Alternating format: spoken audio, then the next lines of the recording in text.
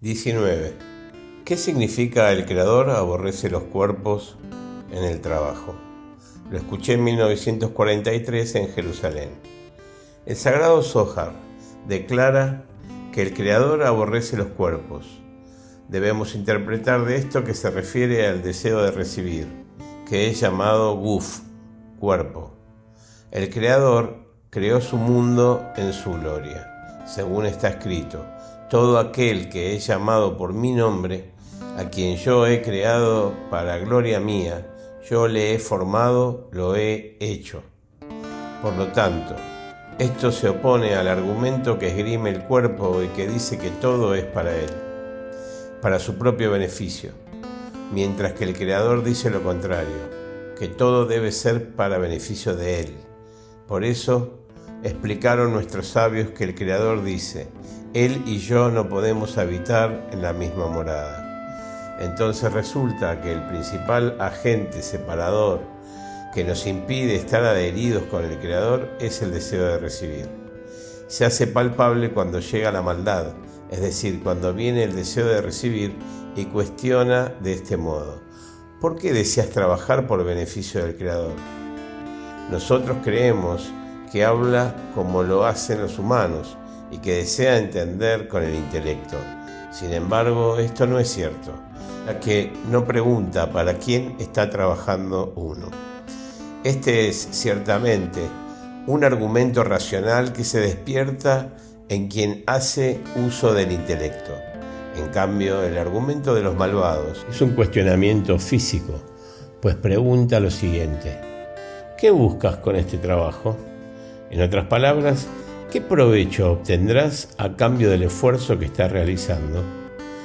Con esto quiere decir, si no estás trabajando para ti mismo, ¿qué ganará de todo esto el cuerpo llamado el deseo de recibir para uno mismo? Dado que se trata de un argumento corporal, la única respuesta válida también debe ser corporal. Desafiló sus dientes y de no haber estado allí no habría sido redimido. ¿Por qué?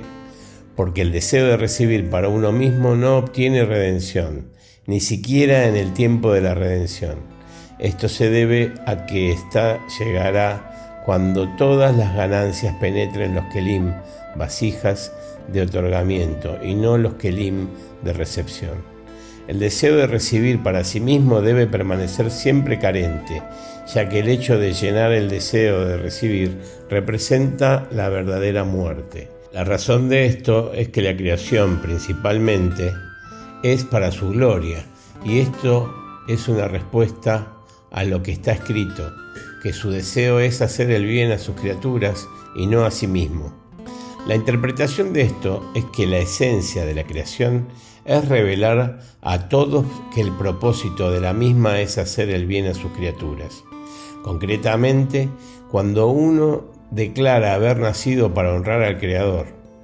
En ese momento, en esas vasijas se manifiesta el propósito de la creación, hacer el bien a sus criaturas.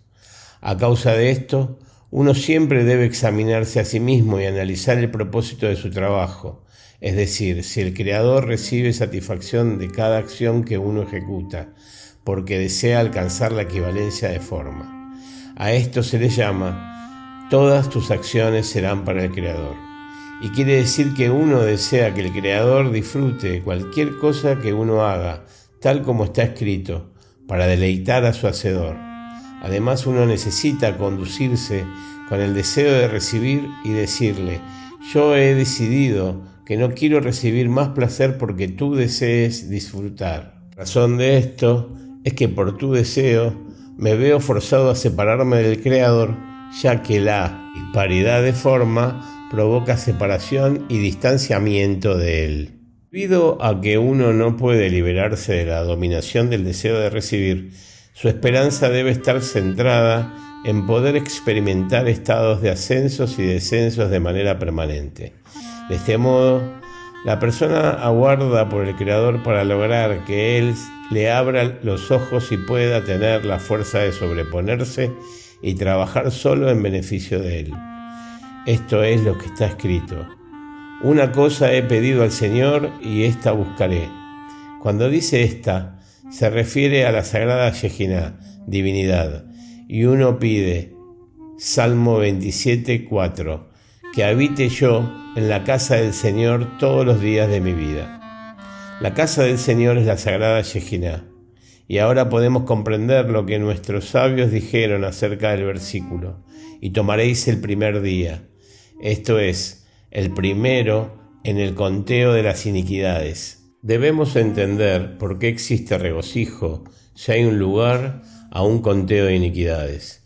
Se ha dicho que debemos saber que existe una cuestión de importancia en el trabajo, cuando hay un contacto entre el individuo y el Creador. Esto quiere decir que uno siente que necesita al Creador, puesto que en el estado de labor ve que no hay nadie en el mundo que lo pueda salvar del estado en el que se encuentra, sino solo el Creador. Entonces ve que no existe nadie más que Él, que pueda salvarlo del estado en el que se encuentra y del cual no puede escapar.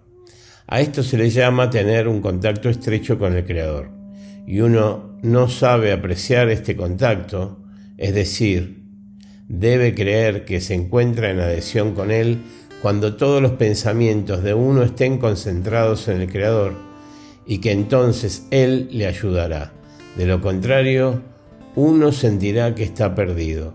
Sin embargo, quien obtiene la providencia particular y ve que el Creador es quien hace todo, según está escrito en la frase, solo Él es quien realiza y realizará todos los hechos. Como es natural, no tiene nada que añadir y en todo caso no le queda espacio para elevar una plegaria pidiendo ayuda al Creador. Esto es así porque descubre que, aún sin plegaria, el Creador de cualquier manera hace todo. No obstante, alguien agraciado con la providencia particular ve que es el Creador quien hace todo, como está escrito. Él, y solo Él, hace y hará todas las acciones. Y obviamente no tiene nada que añadir. Y en cualquier caso, no ve que haya lugar para rogar por la ayuda del Creador. Esto sucede así porque Él ve que, aún sin su plegaria, es el Creador quien todo lo hace. Por ende, en ese momento uno no encuentra un espacio que le permita realizar buenas acciones, ya que descubre que todo es realizado por el Creador y sin su participación. Así, en ese estado uno no necesita al Creador para que le ayude en nada. Por consiguiente, en ese momento la persona no tiene contacto con Él, no siente necesidad de Él como para verse perdida si no recibe su ayuda. Entonces resulta que no posee el contacto que tenía con Él durante la labor esforzada. Se dice que esto es comparable a una persona que se encuentra entre la vida y la muerte y le pide a su amigo que le salve de morir. ¿De qué forma se lo pide a su amigo? Trata de pedirle a su amigo que se apiade de él y le salve de la muerte con todos los medios que estén a su alcance. Y de seguro nunca olvida rogar a su amigo, ya que de lo contrario ve que perderá su vida. Sin embargo, cuando alguien le pide a un amigo cosas lujosas que no son tan necesarias, significa que el ruego no está tanto en adhesión para que su amigo le dé lo que pide, hasta el punto de que su mente no se desvíe de la petición. Vemos, pues, que con aquellas cosas que no son de vida o muerte, el solicitante no se encuentra tan adherido al otorgante. De este modo, cuando uno siente que debería pedir al Creador que le salve de la muerte, del estado de los malvados en sus vidas se consideran muertos, el contacto entre la persona y el Creador es más próximo. Por esta razón, para los hombres rectos, un lugar de trabajo consiste en necesitar la ayuda del Creador, de lo contrario se encontrará perdido. Esto es lo que anhelan los justos, un lugar donde trabajar para estar en contacto y proximidad con el Creador. De esto se desprende que si el Creador da lugar al trabajo, estos justos sienten gran regocijo. Por eso ellos dijeron, primero para el conteo de las iniquidades. Para ellos es un regocijo tener un lugar para trabajar, es decir, que ahora están necesitados del Creador y pueden entrar en contacto con Él. Esto es porque uno no puede venir al palacio del rey a menos que sea por algún propósito. Este es el significado de "y tomaréis", porque todo se encuentra en las manos de Dios excepto el temor de Dios. Dicho de otra manera, el Creador puede dar luz en abundancia, porque esto es lo que Él tiene, pero la oscuridad y la carencia no están bajo su dominio. Debido a que hay una regla que dice que existe temor de Dios solo desde un lugar de carencia, y el lugar de carencia es el deseo de recibir. Significa que solo ahí existe un lugar para trabajar. ¿Dónde? Justo allí donde se presenta esa resistencia. El cuerpo viene y pregunta: ¿qué significa este trabajo? Y uno no tiene nada que contestar a esa pregunta.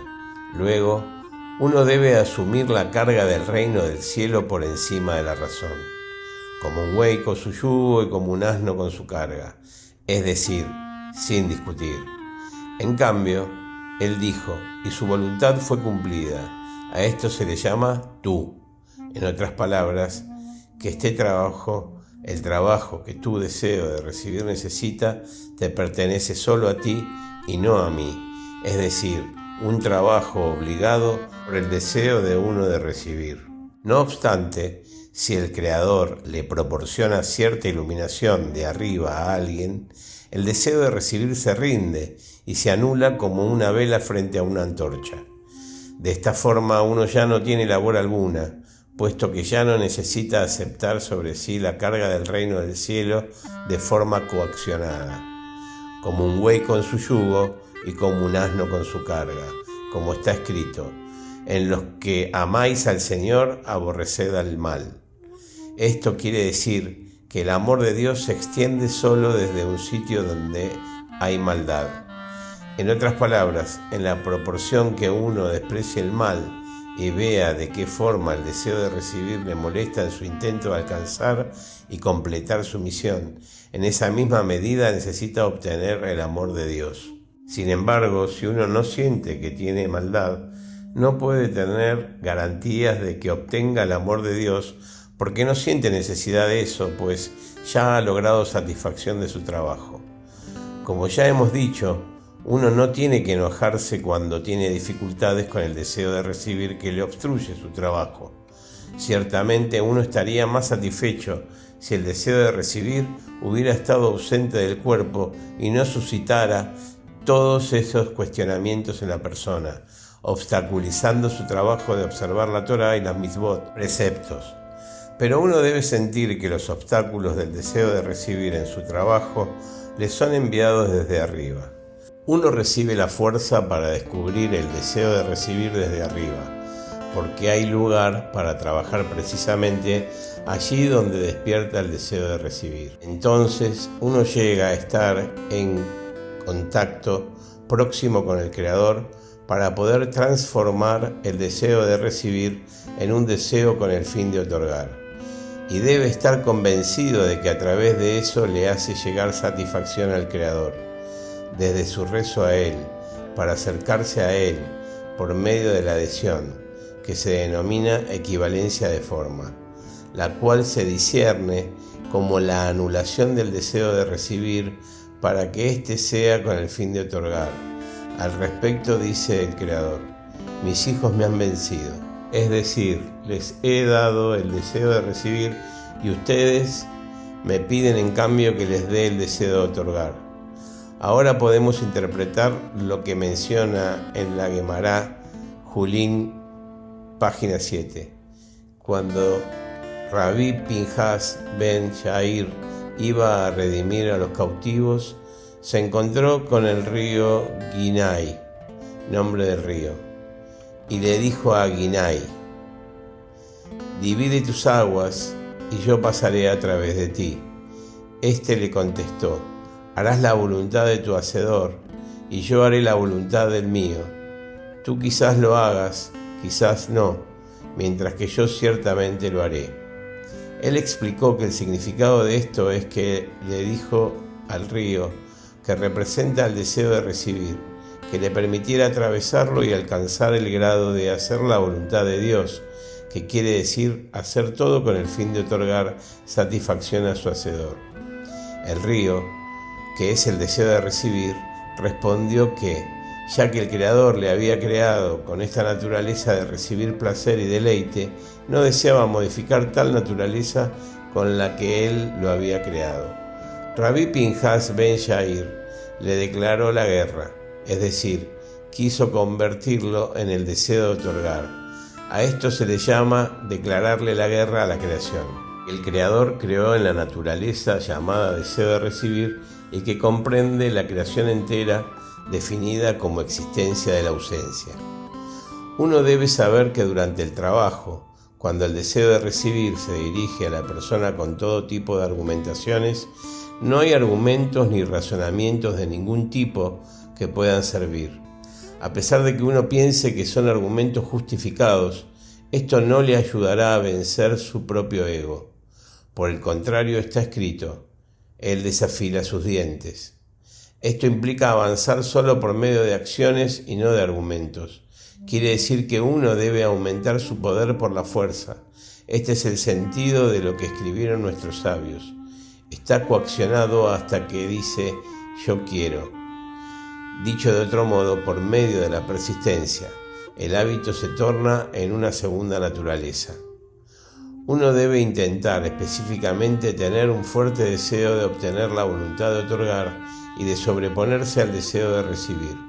Al hablar de un fuerte deseo, quiere decir que este es medido de acuerdo a la proliferación de las pausas y los descansos intermedios.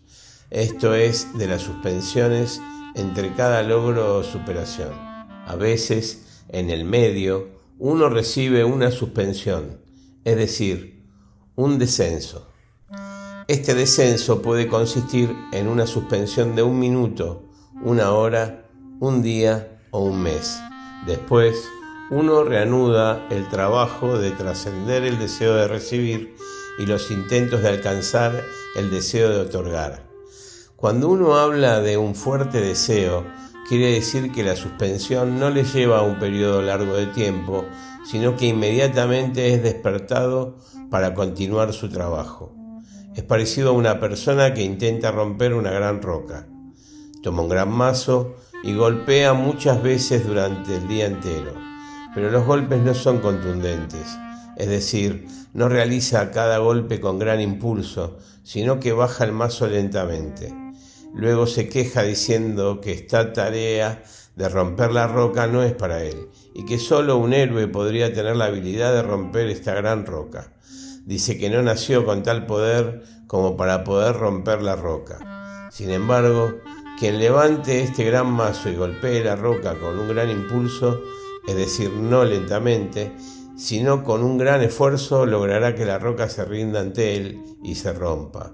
A esto se refiere la frase: como un martillo romperá la roca en pedazos. De igual manera, en el trabajo sagrado, cuyo propósito es llevar los kelim, vasijas, de recepción a la kedushá, santidad, también tenemos un gran martillo, es decir, la palabra de Torá, que nos proveen buenos consejos.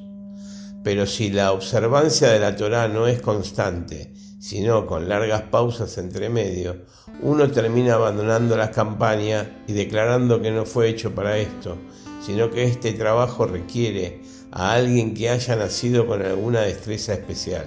No obstante, uno debe creer que cualquiera puede alcanzar la meta, aunque siempre deba tratar de incrementar los esfuerzos que realiza para superar los obstáculos. De este modo podrá romper la roca en corto tiempo. También debemos saber que aquí existe una condición muy dura con respecto al esfuerzo para entrar en contacto con el Creador. El esfuerzo debe estar bajo la forma de ornamento. El ornamento simboliza algo que es importante para la persona. La persona no puede trabajar con alegría si la labor carece de importancia para ella. Por lo tanto, uno debe sentir regocijo por tener ahora contacto con el Creador. Este asunto se encuentra representado en el etrog o sidra, que es el fruto de un árbol de cítricos. En hebreo, cítrico es Adar, proveniente de Idur, que es belleza. Está escrito que éste debe estar limpio por encima de su nariz.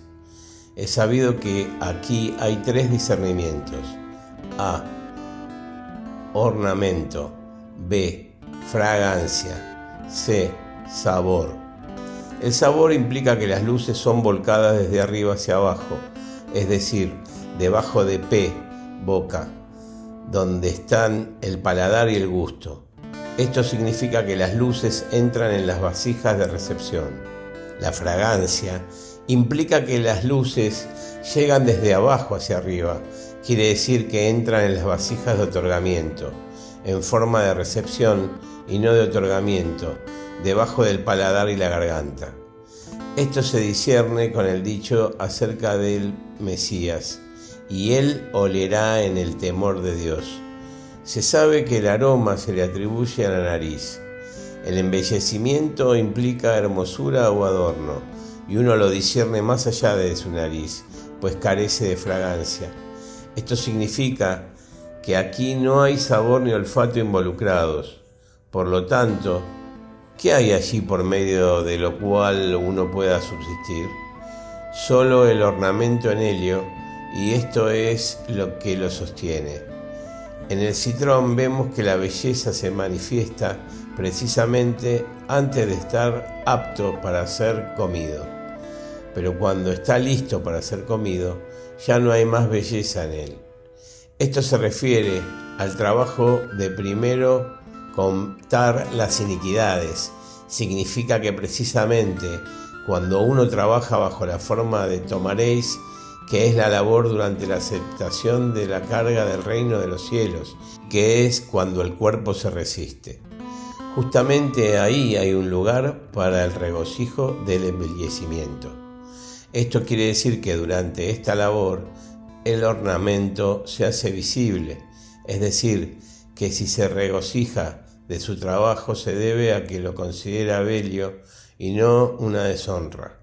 En otras palabras, a veces uno desprecia esta labor de asumir la carga del reino de los cielos, que es un tiempo de sensación de oscuridad, en que descubre que nadie puede salvarlo de su estado presente salvo el Creador.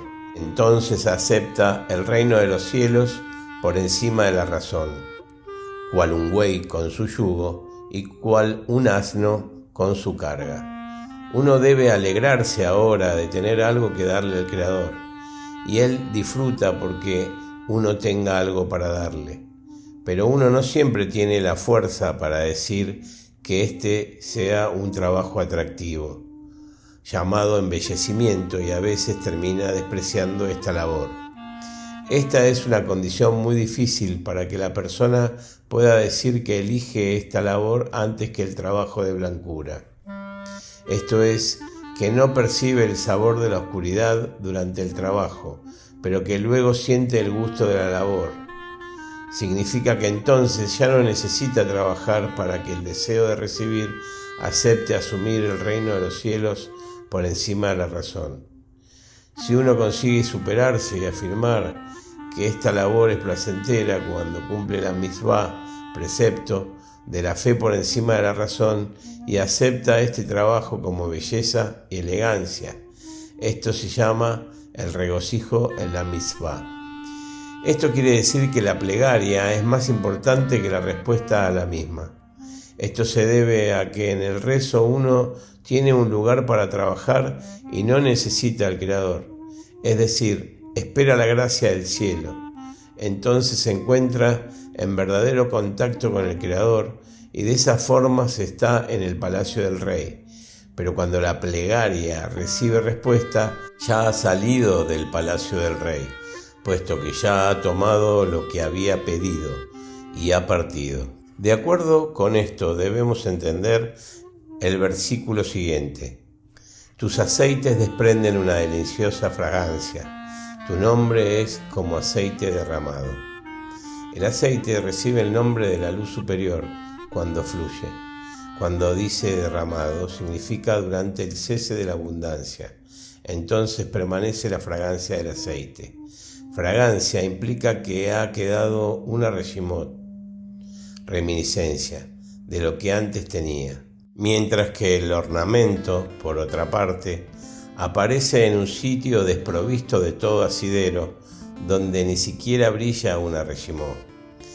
Este es el sentido de Atik y Aa, Ari Hampin. Durante el periodo de expansión de la abundancia, recibe el nombre de Aa, que es Jochma, sabiduría, es decir, la providencia manifiesta. Atik viene de la palabra Basheatek, separación. En otras palabras, se refiere a la salida de la luz. Dicho de otro modo, no brilla, y esto recibe el nombre de ocultamiento. Este es el tiempo del rechazo a las vestimentas, que también es el tiempo de la recepción de la corona del rey, que recibe el nombre de Malhut, reino de luces, la cual es considerada como el reino del cielo. En el sagrado Zohar está escrito acerca de este asunto. La sagrada Yejiná le dijo a Rabbi Shimon: no hay dónde esconderse de ti. Esto quiere decir que aún en el mayor de los ocultamientos que exista en la realidad, aceptará sobre sí la carga del reino del cielo con alegría. La razón de esto es que sigue un lineamiento marcado por el deseo de otorgar, y así da lo que está en sus manos dar. Si el Creador le da más, Él da más. Y si no tiene nada para dar, se para como una grulla y llora ante el Creador para que Él le salve de las aguas del mal. Por ende, también de este modo está en contacto con el Creador. El motivo de que este discernimiento reciba el nombre de Atik, siendo Atik el grado más alto, es que cuanto más lejos de ser vestido se encuentra algo, más alto se encuentra. Uno puede ver esto en la cosa más abstracta, que es el cero absoluto, puesto que allí no llega la mano del hombre. Esto significa que el deseo de recibir puede aferrarse solo allí donde haya cierto grado de expansión de la luz, antes de que uno pueda purificar sus kelim, vasijas, de modo que no mancille la luz. No es apto para que la luz se expanda ante él y entre en sus kelim. Solamente cuando uno marcha por el camino del otorgamiento, ya sea por medio de su mente o de su corazón, por un lugar donde el deseo de recibir no esté presente, allí la luz podrá llegar en su total perfección. En ese caso, la luz llega a uno bajo una sensación por la que puede sentir la excelsitud de la luz superior. No obstante, cuando uno no ha corregido sus kelim para que estén sintonizados con el fin de otorgar, y cuando la luz llega a una forma de expansión, la luz debe restringirse y brillar solo de acuerdo con la pureza de los kelim. Por lo tanto, en ese momento la luz aparenta estar completamente disminuida. Por ende, cuando la luz se abstrae de vestirse en los kelim, ella puede brillar en todo su esplendor y claridad, sin ningún tipo de restricción respecto al inferior. De esto se desprende que la importancia de la labor surge precisamente cuando uno llega a un estado de cero, es decir, cuando ve que anula su ser y su existencia por completo, pues ahí el deseo de recibir no tiene dominio alguno. Solo entonces entra uno a la Kedushá. Debemos saber que Dios ha hecho a uno en oposición al otro. Esto significa que en la misma medida de revelación que haya en Kedushá, se despertará la Sitra Achra. En otras palabras, cuando uno reclama, es todo mío, es decir, que el cuerpo entero pertenece a la Kedushá, la Sitra Achra también arguye contra este, sosteniendo que el cuerpo entero debería servirle.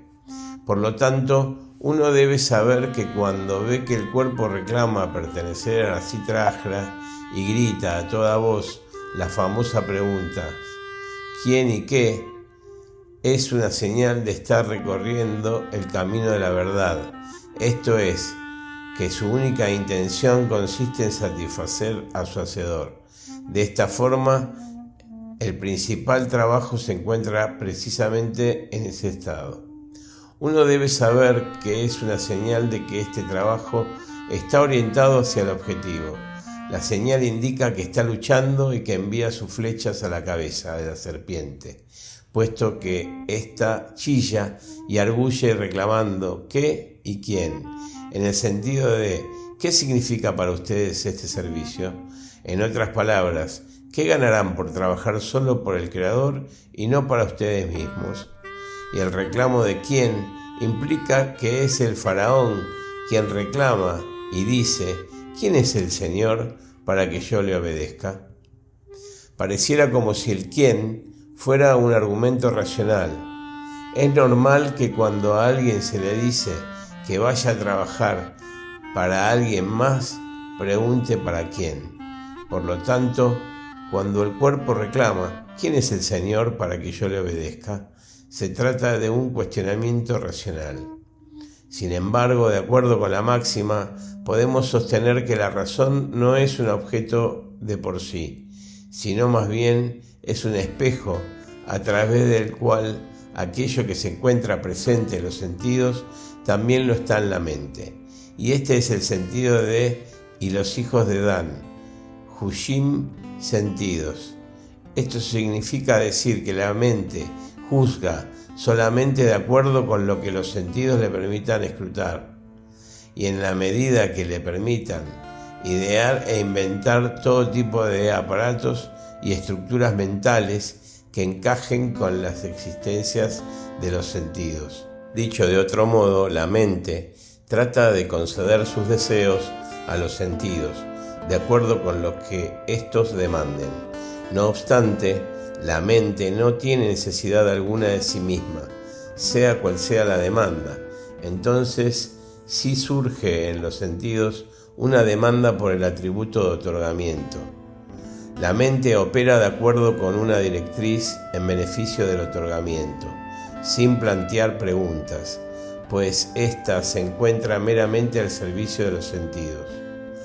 La mente se parece a quien está mirándose al espejo para ver si está sucio, y todos los sitios que el espejo le muestra están sucios, por lo cual va a lavarse y limpiarse, puesto que el espejo le enseña que en su rostro hay cosas feas que deben ser limpiadas. Sin embargo, lo más difícil de todo es saber qué es lo que se considera fealdad. ¿Es acaso el deseo de recibir, que viene a ser la demanda que realiza el cuerpo para hacer todo para uno mismo? ¿O es, en cambio, el deseo de otorgar aquella fealdad que el cuerpo no puede tolerar? La mente no lo consigue analizar, pues es como el espejo, que no puede determinar qué es fealdad y qué es belleza, porque todo depende de los sentidos y solo estos pueden determinarlo. Entonces, cuando uno se habitúa a trabajar de forma coaccionada para llegar a trabajar a favor del otorgamiento, la mente también opera siguiendo directrices de otorgar. En el momento cuando los sentidos ya se han acostumbrado a trabajar para otorgar, es imposible que la mente haga la pregunta ¿quién?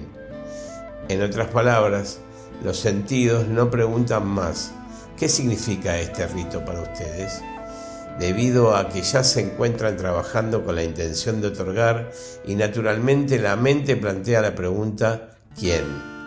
Podemos encontrar entonces que la esencia del trabajo radica en la pregunta ¿qué significa este rito para ustedes? Y lo que uno oye, es decir, cuando el cuerpo pregunta ¿quién?, se debe a que el cuerpo no desea degradarse de esta manera.